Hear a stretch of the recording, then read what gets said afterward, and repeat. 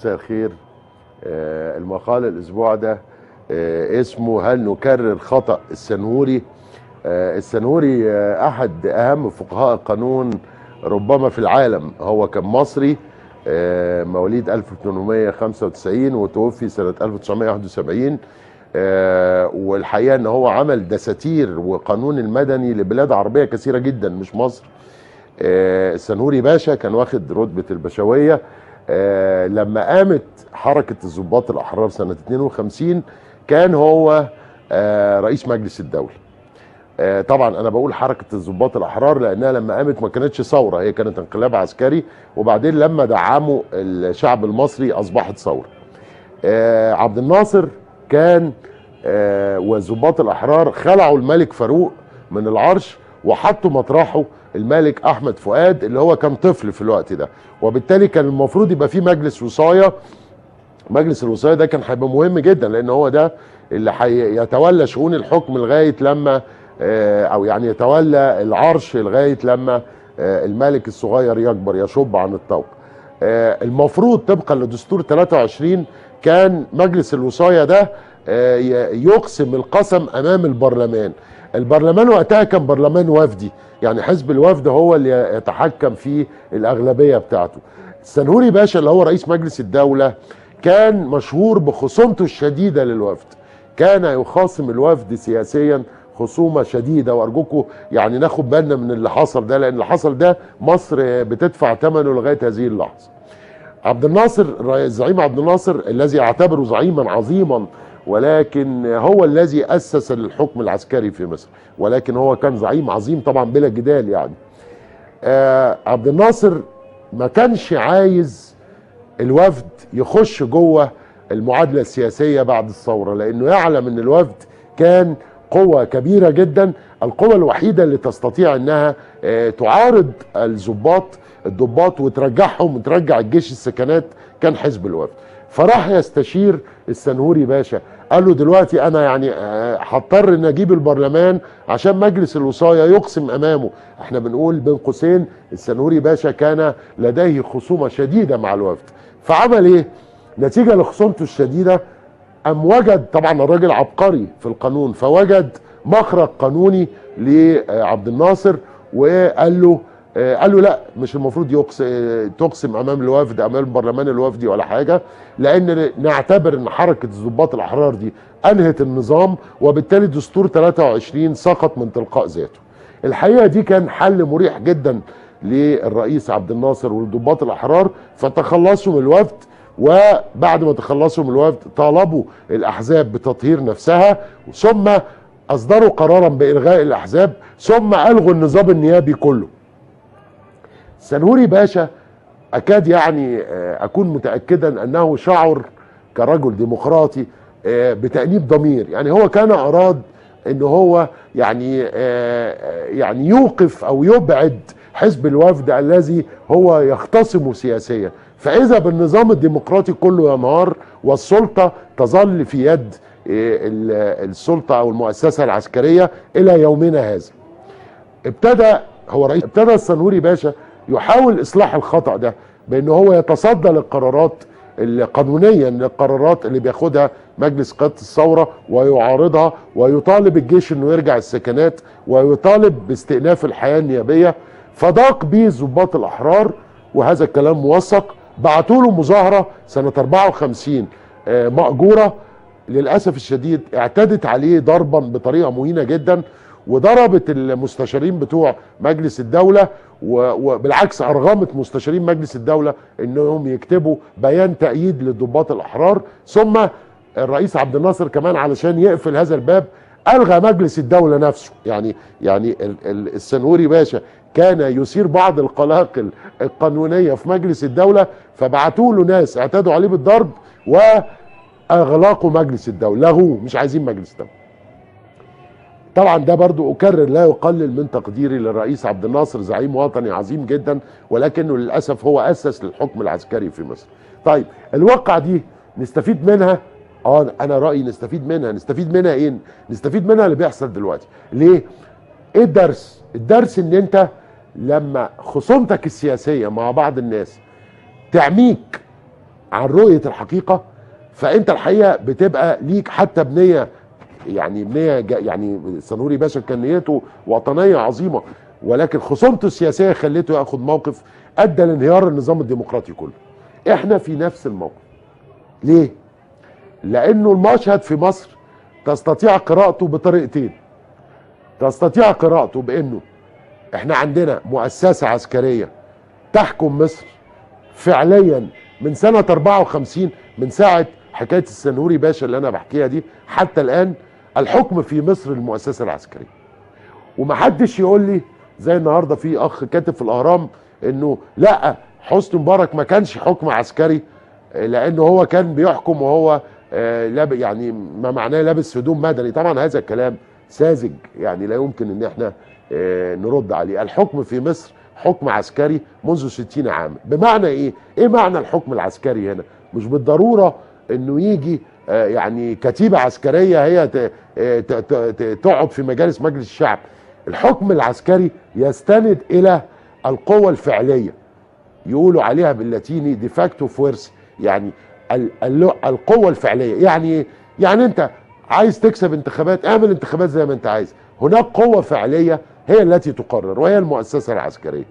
هذه المؤسسه العسكريه بتحكمنا من سنه 54، فضلت تحكمنا بسميها انا مجازا بيد عاريه. يعني الكلام كان واضح لغايه انور السادات. يعني عبد الناصر ما كانش بيعبأ باي شكل قانوني، يعني ناس عاملين مشاكل بتاع ايه بيعتقلهم، بيفرض قرارات. ما كانش فيه اليد. المؤسسه العسكريه كانت عاريه، كانت باينه.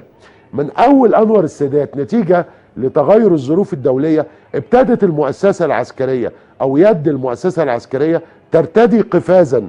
ايه القفازا ده؟ غطاء قانوني.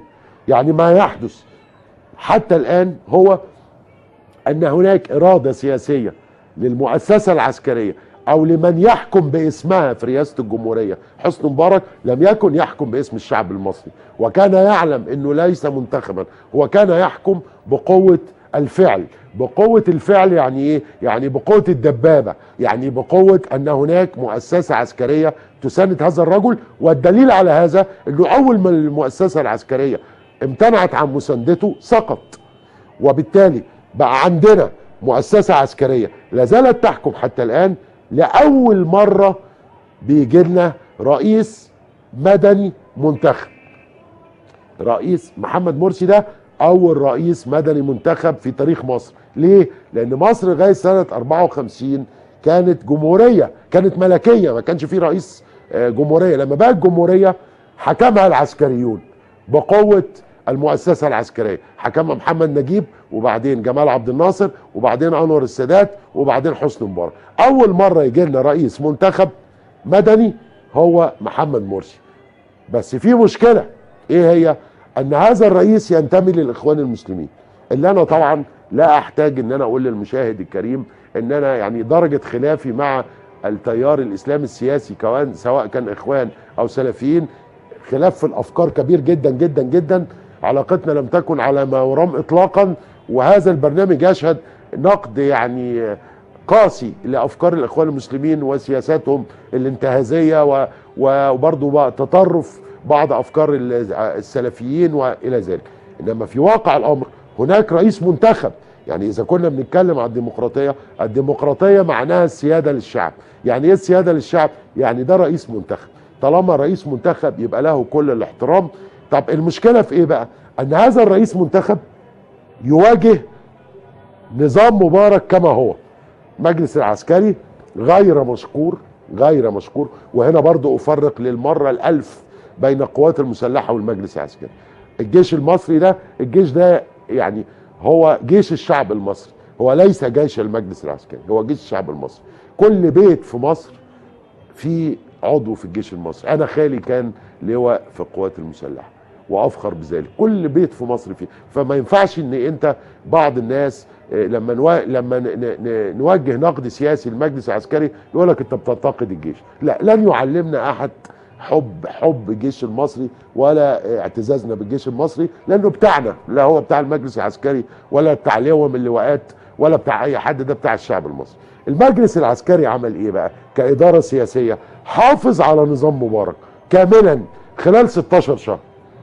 وكانت المعادلة، وهي معادلة اتكلمت فيها في البرنامج قبل كده وتم تطبيقها من قبل، هي معادلة معروفة لإجهاض الثورات. ايه المعادلة المعروفة؟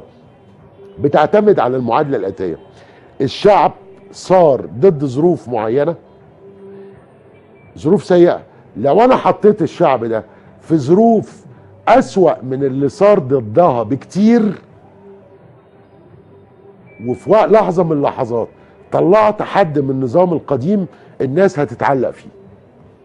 بمعنى الكلام ده حصل في رومانيا وفي بلاد كتير جدا، وتم اجهاض الثوره بهذه الطريقه. انتوا صرتوا على اوضاع حسني مبارك، طب انا هخلي لك بقى الاوضاع بتاعتكم اسوأ من اوضاع حسني مبارك بكتير.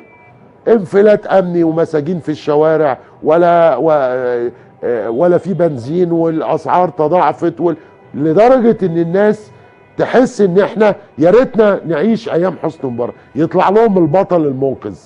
البطل المنقذ ده اللي دفع بيه المجلس العسكري كان عمر سليمان. طبعا حصل معارضه شديده جدا، سحبوا عمر سليمان وحطوا سيد احمد شفيق.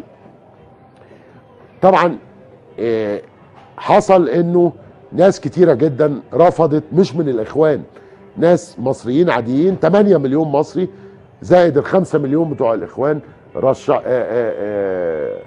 انتخبوا مرسي علشان ما يرجعوش النظام القديم. اللي هو طبعا الانتخابات نفسها عليها كلام، قلته قبل كده، في 5 مليون صوت تم اضافتهم من الكشوف، من كشوف الاستفتاء لغايه الكشوف الثانيه. في حاجات كتيره تدل على انه يعني كانت النيه متجهه لاعتماد احمد شفيق كرئيس للجمهوريه، لدرجه ان في قناه، رغم اني لا احب ان استشهد بيها، انما هي بتعمل حاجه عجيبه جدا، قناه اسمها الفراعين. القناه دي بتطلع وثيقه بان احمد شفيق كسبان، موقعه من السيد فاروق سلطان رئيس اللجنه العليا للانتخابات والسيد حاتم بجاتو، توقيع. انا شفت الوثيقه دي على القناه دي 3 مرات. المفروض السيد فاروق سلطان رئيس اللجنه العليا للانتخابات يرفع عليهم قضيه، ما رفعش عليهم قضيه. ما علينا، المهم انه جه محمد مرسي.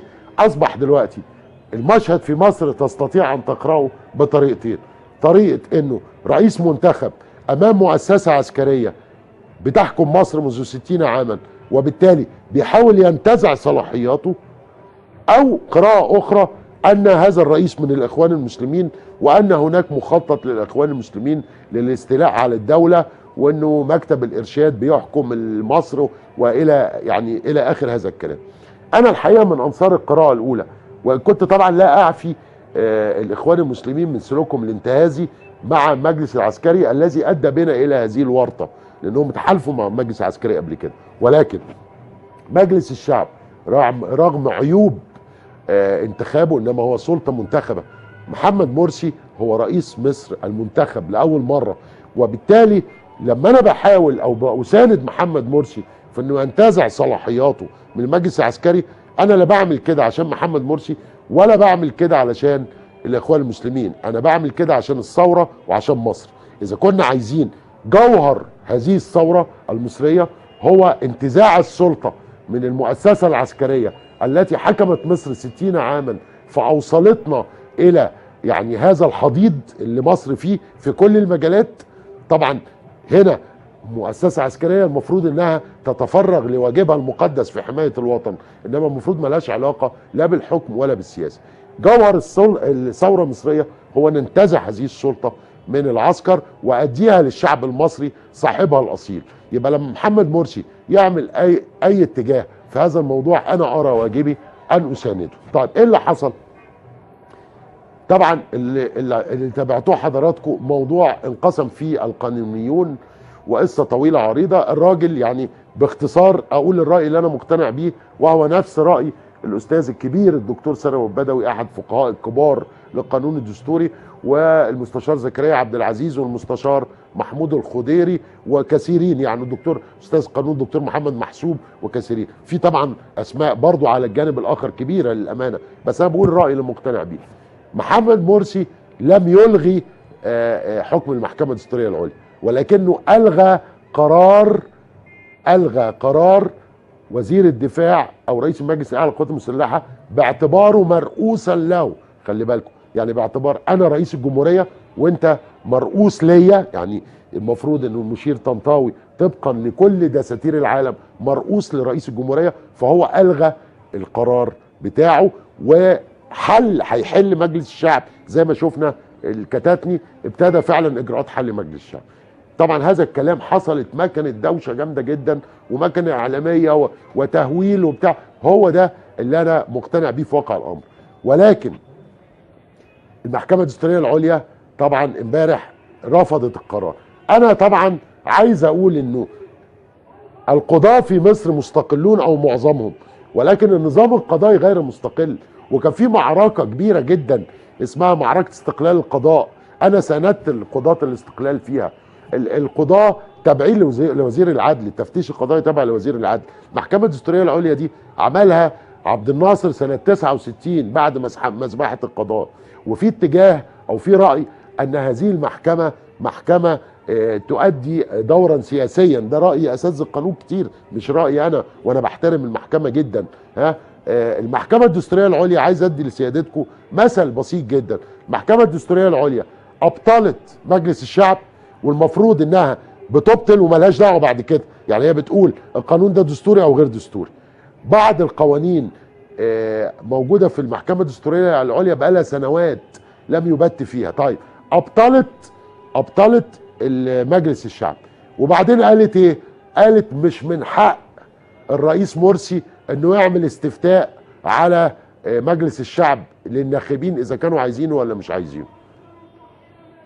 المحكمة الدستورية عملت كده امبارح والنهارده.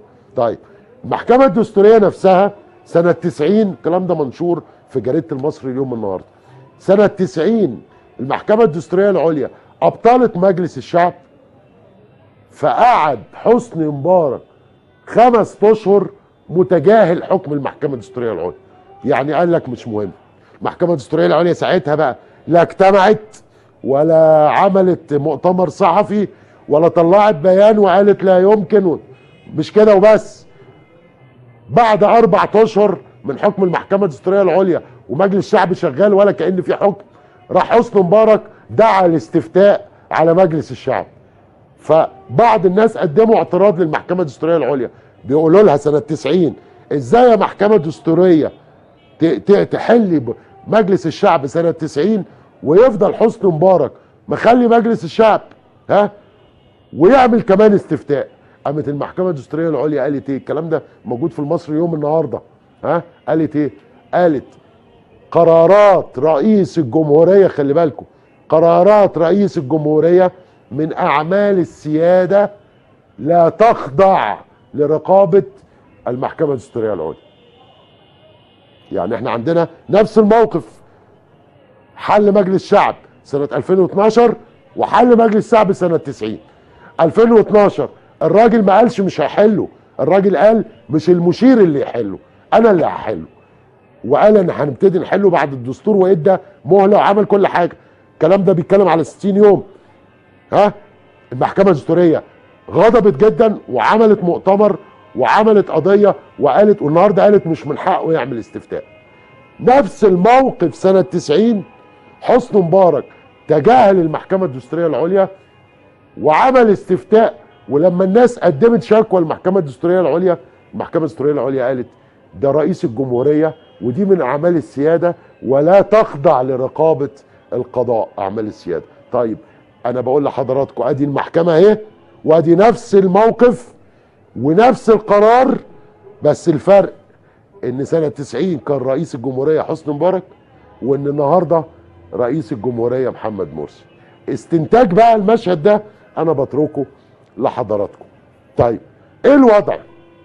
الوضع دلوقتي ان احنا في تقديري لابد ان نرى ان الموضوع ليس موضوع رئيس اخوان مسلمين ضد الدولة المدنية، لان المجلس العسكري لا يمثل الدولة المدنية. زي ما الناس الطيبين اللي كانوا عايزين ينتخبوا عمر سليمان او ينتخبوا احمد شفيق او ينتخبوا اي حد من الاساتذه دول. بالمناسبه السيد احمد شفيق والسيد عمر السليمان لغايه دلوقتي المعلومات اللي عليهم انهم بيعملوا عمره، وانا معلوماتي ان الانسان بيعمل عمره في الاراضي المقدسه في المملكه العربيه السعوديه. ففوجئت ان هما الاثنين في ابو ظبي، وده من العجائب لان الانسان لا يمكن يعمل عمره في ابو ظبي. ما اعرفش طبعا يعني اتاخروا هناك جدا الاثنين، وبعدين اللي بيقولوا ان هم بيعملوا عمره انا يعني ما اعرفش عمره ايه في بلد تانية. المهم يعني زي ما الناس اللي بتقول لا ده انا كنت عايز انتخب عمر سليمان عشان الدوله المدنيه، الحقيقه ده شيء يعني مش عايز اقول غير انه سذاجه، لانه تنتخب عضو في المؤسسه العسكريه التي تحكم مصر والتي تدافع عن صلاحيات المؤسسه العسكريه وبتحكم مصر من 60 سنه عشان تدافع عن الدوله المدنيه، حاجه عجيبه جدا. طيب انا ارى ان احنا الواجب الان هو واجب مزدوج للامانه. هقول الواجب اللي على محمد مرسي الاول قبل ما اقول واجبنا ايه. واجب محمد مرسي ان يثبت انه رئيس المصريين جميعا، هو رئيس منتخب له شرعيه لا ينكرها احد، ولكن ما اراه الان هو ان هناك اتجاه لانه محمد مرسي يتعمل فيه ما يسمى بالدوله المستعصيه. ايه الدوله المستعصيه؟ مش انت رئيس جمهوريه ومنتخب ماشي، بس لن تستطيع جهاز مبارك كله ضده بحيث ان هو في النهايه يفشل، ولما يفشل في مستشاره مقربه جدا من المجلس العسكري قالت انه محمد مرسي لابد انه يستقيل بعد كتابه الدستور، وبالتالي الاتجاه باين ان هو هيسيبوه شهرين ثلاثه يفشل في كل المجالات وبعدين يرغموه على الاستقاله ويعملوا انتخابات تانية يجيبوا فيها احد اللواءات سواء بقى او احد جمع فريق يعني احد الفرق من عندهم بحيث انه يحافظ على نظام مبارك. واجب محمد مرسي الان انه يمضي قدما في القرارات الثوريه، ولا يخاف، لانه معاه الشعب المصري ومعاه الشرعيه، بس الشعب المصري عايز دليل على انه هو رئيس المصريين كلهم مش رئيس تابع للاخوان المسلمين. اول قرار لازم ياخده محمد مرسي انه هو يفرج عن 14,000 معتقل في السجن الحربي، دول مدنيين بيحاكموا محاكمات عسكريه، ده لا يجوز. الناس اللي زعلانه على دوله القانون لان رئيس الجمهوريه هيحل مجلس الشعب بس بطريقته مش عن طريق المشير، وزعلوا وقالوا دولة القانون وأين دولة القانون؟ طب أين دولة القانون في 14,000 معتقل مدني في محاكم عسكرية؟ مين اللي يقول كده؟ أول امبارح واحد واخد في السويس 3 سنين و6 أو 7 واخدين شهور حبس لأنهم هتفوا يسقط حكم العسكر. فين القانون هنا بقى؟ فين الناس اللي زعلانين على دولة القانون؟ ولا احنا بنزعل على دولة القانون لما تكون بعيدة عن المجلس العسكري ولما تكون بتخدم المجلس العسكري نسكت؟ لا، هذا الكلام غير مقبول. لازم محمد مرسي يمضي في قرارات ثورية تؤكد للجميع أنه يعبر عن مصالح الوطن ومصالح المصريين جميعا، وليس المصالح الضيقة لجماعة الإخوان المسلمين اللي أدت للأسف الصفقات الانتهازية بتاعتها أدت اللي احنا فيه دلوقتي. إذا مشي محمد مرسي وعمل قرارات ثورية أولها الإفراج عن المعتقلين، ثانيا تشكيل وزارة تعبر عن مصر كلها ما تعبرش عن الإخوان المسلمين ويمضي قدما في تحقيق أهداف الثورة، واجبنا أن نسانده. لأن احنا لما بنسانده أنا مش بأساند الإخوان المسلمين، أنا بأساند رئيس مدني منتخب عشان يسترد صلاحياته ويعمل دولة ديمقراطية. النهارده محمد مرسي رئيس منتخب من الاخوان، المره الجايه هيبقى رئيس منتخب من الشيوعيين، هيبقى من الليبراليين، هيبقى من اي حته، انما هيكون في صلاحيات. هذا واجبنا وهذا واجبه، والثوره باذن الله ستنتصر، وموعدنا الاسبوع القادم ان شاء الله.